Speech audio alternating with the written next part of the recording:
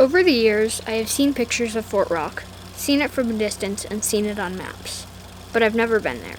I thought I should change that. So Luke, his friend, and I took a short trip about an hour south to Fort Rock.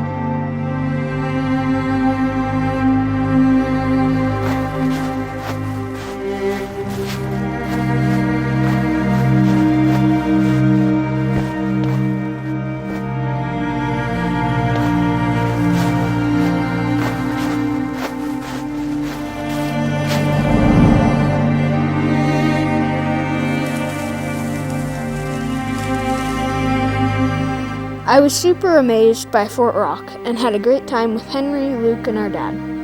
It's pretty crazy that this rock was under a giant lake about 2 million years ago. It's truly a unique place that you should visit if given a chance. Have a good one. Don't forget to leave a like and subscribe.